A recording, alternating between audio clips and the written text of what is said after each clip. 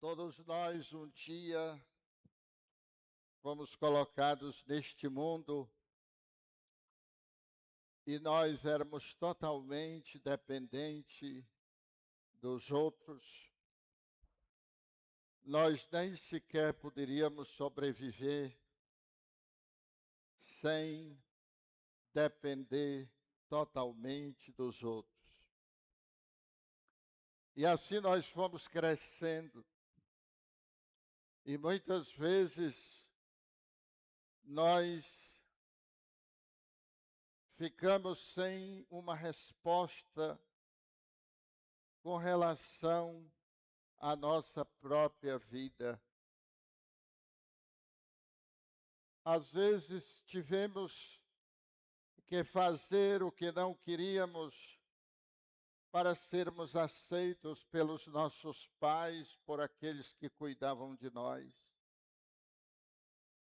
Às vezes tivemos que engolir o choro para não apanhar um pouco mais. Às vezes tivemos que mostrar que estava tudo bem, mesmo não nos sentindo tão bem. E isto foi criando em nós um mapa que foi nos dizendo como nós devíamos sobreviver. E uma das coisas muito interessantes que nos foi dito é que um homem só pode amar uma mulher, e uma mulher só pode amar um homem. Ou então, se forem gays, um ao outro. E todas as outras pessoas que estão na face da terra, que estão no nosso campo de convivência, quando alguém arranja um namorado ou uma namorada, todas essas pessoas, elas precisam deixar de existir na nossa vida.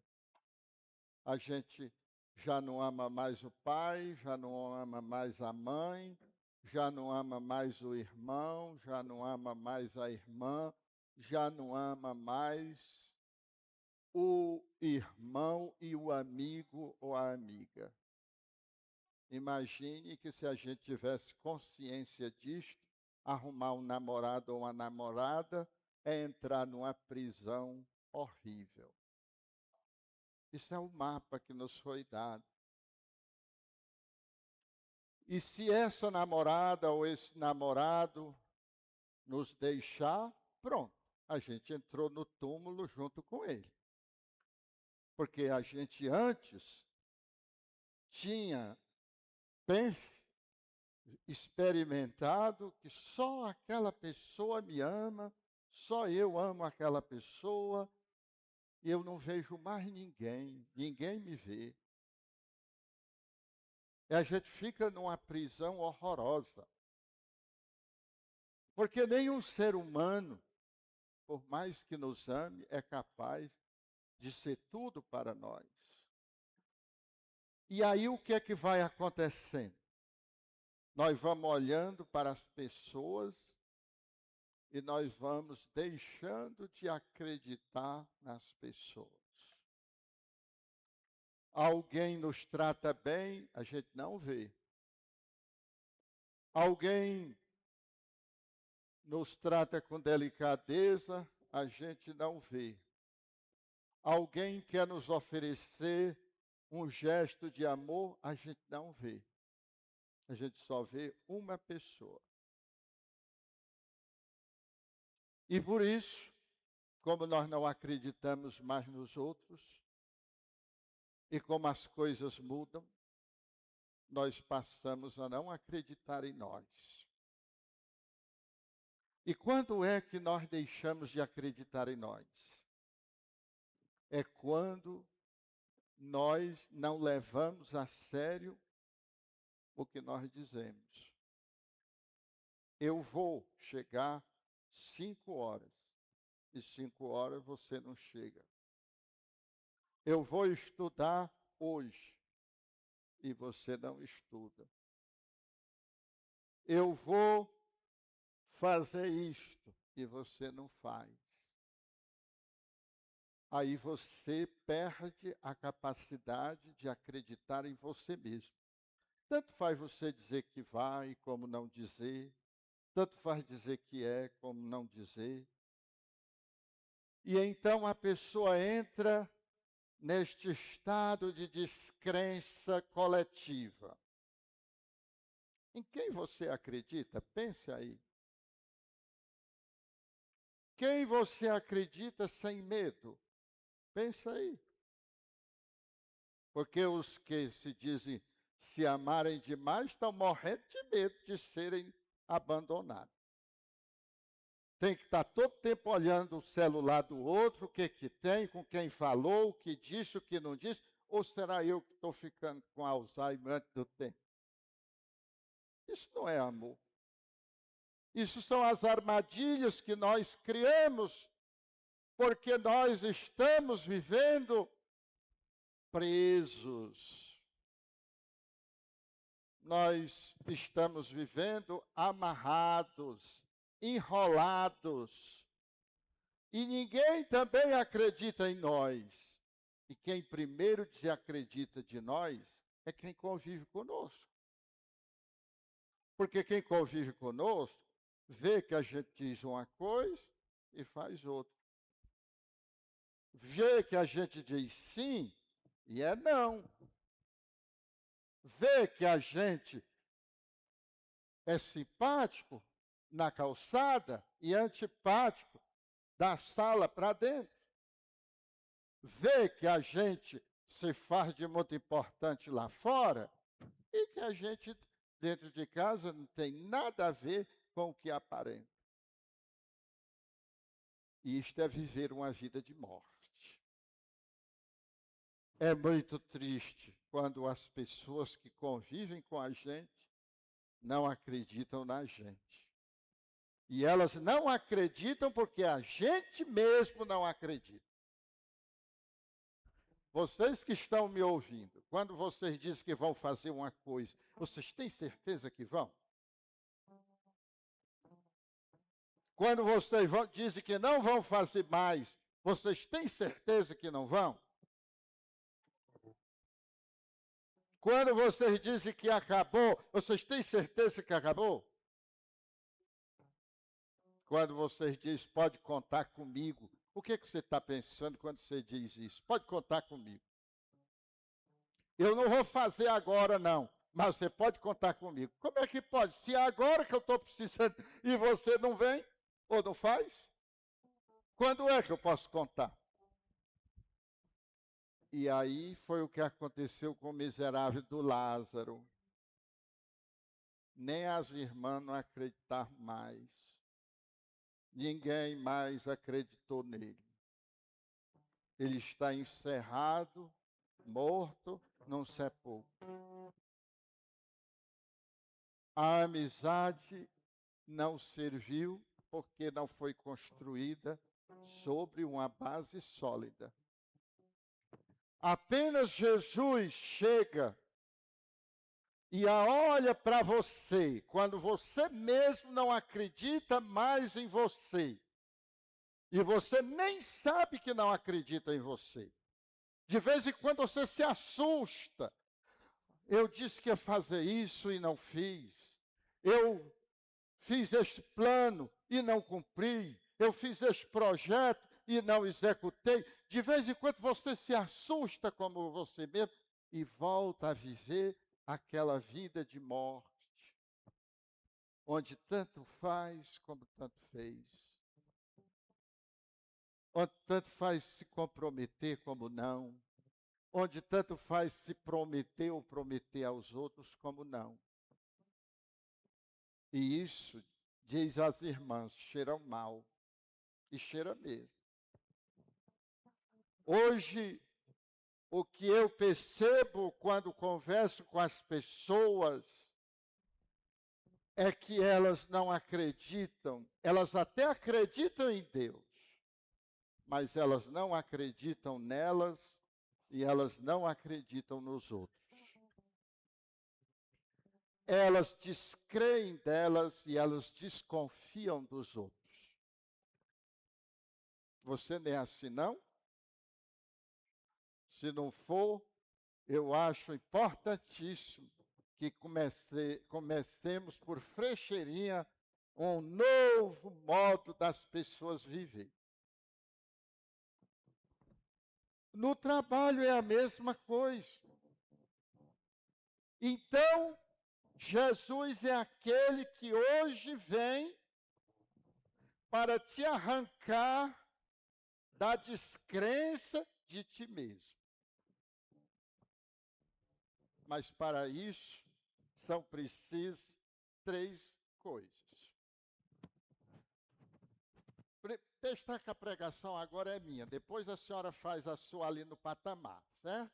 Depois da missa aí, eu vou lá assistir a sua. Então, Jesus, primeira coisa que ele exige, proximidade. Proximidade não é dependência. Proximidade não é controle. Proximidade é disponibilidade. Jesus poderia ter feito a ressurreição lá de onde ele estava, mas não. Ele andou 2 dias a pé, ele chegou, conversou com quem já não acreditava, e mesmo assim, ele acreditou e rezou. Pai, eu te agradeço porque tu sempre me ouve, mas eu estou falando isso por causa do povo que está ao meu redor.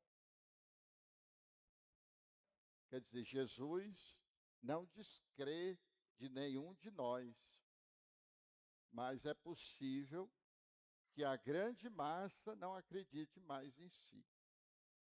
E de vez em quando faz uma força de pensamento positivo. Mas pensamento positivo não é que nos faz ir para onde nós queremos. Pensamentos positivos não são tão importantes como se diz. O que importa é que o que eu vou fazendo. Que pedras eu vou tirando do meu caminho. Que pedras eu vou tirando do caminho do outro. O ser humano não cresce por adição, aumentando. Tem uma faculdade, faz outra faculdade. Tem um curso, faz outro curso. Tem uma casa, constrói outra. Isso não é crescer. Isso aí aumenta o patrimônio, mas a pessoa não. O ser humano, ele cresce por subtração, tirando os defeitos que tem nele. E cada vez tira mais um. E depois que tira um, começa a acreditar em si mesmo. Mentia muito, parou de mentir, começa a acreditar em si. Deixava sempre para depois, mas começou a fazer.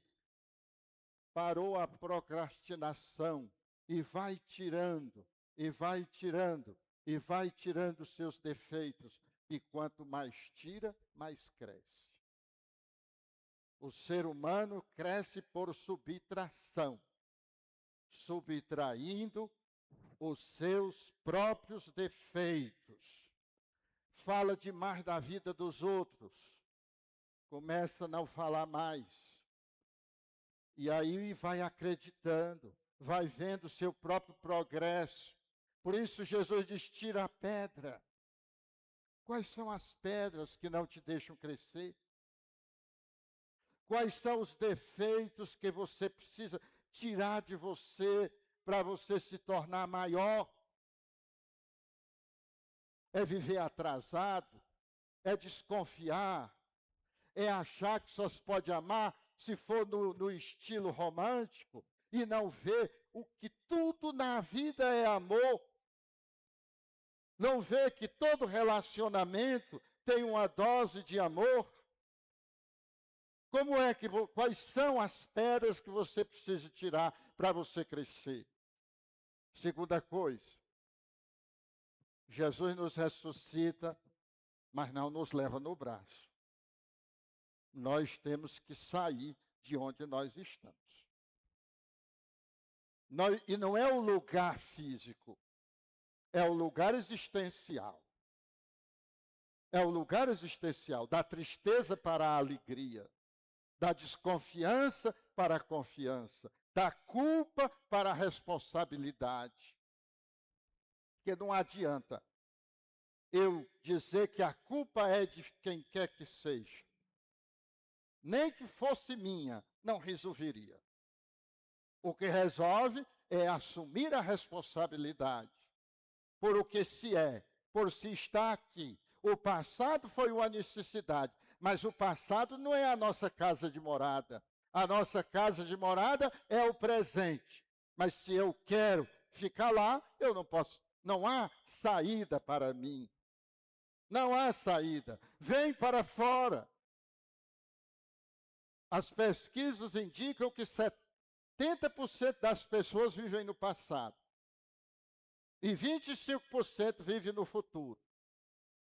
Ai, quando eu era jovem. Ai, quando eu tinha isso. Ai, quando eu morava com meus pais. Ah, quando eu era estudante. Ah, quando isso. Ah, no meu tempo. 70%. 25% no futuro. Quando eu arrumar meu emprego. Quando eu tiver minha casa própria. Quando eu casar. Quando os meus filhos crescerem. Quando eles se formarem. Quando não sei o quê. Quando isso. Quando aquilo. Quando aquilo. E só 5% vive no presente. 5%. E só se pode fazer alguma coisa no presente. Não se pode fazer nem no passado, nem no futuro.